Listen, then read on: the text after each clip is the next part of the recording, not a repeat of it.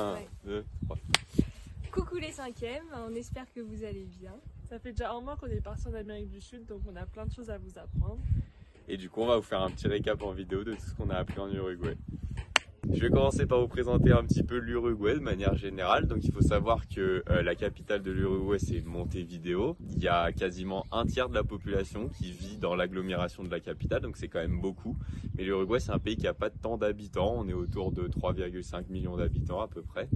Et on a une architecture assez hétérogène dans la ville, avec des bâtiments qui se succèdent de manière un peu aléatoire, c'est assez marrant à voir. Mais ce qui est agréable, c'est qu'il y a quand même des arbres un peu partout et une très grande rambla qui fait du coup toute la côte de la capitale et qui est très agréable pour se promener. Alors en Uruguay, on a eu aussi la chance de pouvoir observer un nombre de couchers de soleil magnifiques grâce à l'océan qui est devant et aussi au Rio de la Plata qui est sur la côte ouest. On a le droit à des couchers de soleil magnifiques. L'Uruguay, c'est un pays très sûr, on s'est senti en sécurité quasiment partout, c'est vraiment tranquille, les gens sont très chill, enfin voilà, tranquille. Et l'Uruguay, notamment Montevideo, c'est quand même un secteur clé pour le commerce, principalement par bateau en Amérique du Sud. On voit passer énormément de porte-conteneurs. Et il faut aussi savoir que en Uruguay, et ça c'est un peu le cas en Amérique du Sud de manière générale, les gens ici boivent du maté. Alors nous on boit beaucoup de café en France, mais alors en Uruguay, quasiment toute la population, ça commence dès l'âge de 10 ans, ils boivent du maté, ils ont toujours leur petit thermos sous le bras.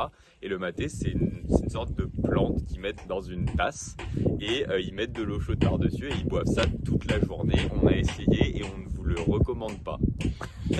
Alors il faut savoir aussi que dans la capitale, il y a des férias qui ont lieu tous les week-ends, tous les dimanches matins. C'est des sortes d'immenses marchés, brocantes, où toutes les personnes se réunissent pour pouvoir venir manger, trouver des produits pas chers. Enfin, c'est un peu une institution dans la ville et tout le monde se retrouve tous les dimanches là-bas. Et du coup, je vais vous décrire un peu l'environnement et la biodiversité en Uruguay. Donc c'est globalement très très plat et très vert aussi, vu qu'il n'y a pas beaucoup d'habitants, c'est surtout beaucoup d'élevage. Et par contre, ce qui change un peu de l'Europe, c'est qu'il y a des palmiers, des cactus à côté des vaches, donc c'est un peu surprenant. Et donc au niveau de l'agriculture, donc comme j'ai dit, il y a beaucoup d'élevage et puis il y a aussi beaucoup de production de soja et de maïs. En fait, la civilisation se trouve surtout sur la côte qui est donc parsemée de petites villes et de petits villages qu'on a pu visiter. Et du coup, on a pu observer certains animaux qu'on ne voit pas en Europe, comme des otaries. Donc on a pu voir des otaries à crinière qui pèsent jusqu'à 300 kg, donc qui sont assez imposantes. Et c'est marrant parce qu'elles ont du mal à se déplacer. Et ensuite des otaries à fourrure sud-américaine qui sont plus petites. On a pu aussi voir du coup des oiseaux, notamment des rapaces et charognards, donc qui mangent les animaux morts comme les otaries échouées. De nuit, on peut aussi voir des planctons bioluminescents, donc c'est des tout petits poissons qui créent de la lumière grâce à des réactions chimiques. Et on a pu aussi voir la Voie lactée quand on était à Cabo Polonio, parce qu'il n'y avait pas du tout de pollution lumineuse, et donc c'était super beau. Au niveau de l'élevage, donc c'est un pays producteur de viande principalement, donc il y a beaucoup de vaches. Il y a aussi un peu de moutons et de chevaux, donc les vaches sont dans des très grandes prairies vallonnées, entourées de palmiers. Voilà, du coup maintenant je vais vous présenter la partie qui nous intéresse plus particulièrement, donc c'est la gestion de l'eau en Uruguay. Donc l'Uruguay c'est un pays qui est globalement très vert comme Magali a pu déjà vous le dire. Et donc il y a 3 grands fleuves qui parcourent l'Uruguay. Et l'Uruguay, il y a la grande côte qu'on a longée au sud avec du coup l'océan. Donc on a l'impression que c'est un pays vraiment qui est abondant en eau, on va dire. Et du coup la population elle croit qu'elle a accès illimité à l'eau parce que elle voit l'océan on va dire tous les jours presque. Mais l'eau de l'océan elle n'est pas utilisable parce qu'il y a du sel dedans comme vous pouvez le savoir. Donc finalement il y a des problèmes de gestion de l'eau parce qu'il n'y a que la présence de l'eau dans les fleuves ou par la pluie qui peut être utilisable pour être potabilisée.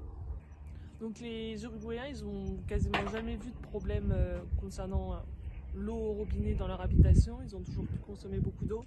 Mais récemment, en 2023, il y a eu une grosse sécheresse qui a touché tout le pays.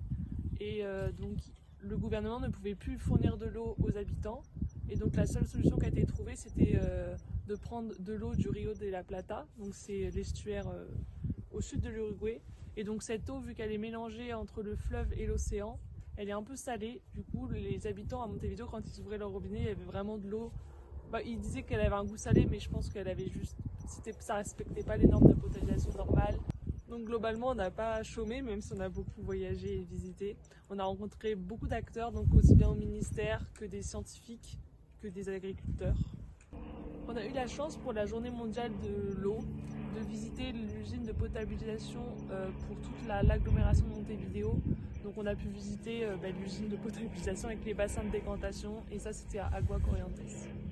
Tous ces échanges nous ont appris beaucoup de choses, notamment que le droit de l'accès à l'eau pour toute la population est inscrit dans la constitution de l'Uruguay, et c'est le premier pays au monde à l'avoir fait, dans les années 2000 à peu près. Donc on nous a dit que la gestion de l'eau est gérée de manière publique en Uruguay, entièrement publique, il n'y a pas de privé qui s'immisce, et l'accès à l'eau potable est accessible à toute la population. Bon, au revoir les 5e.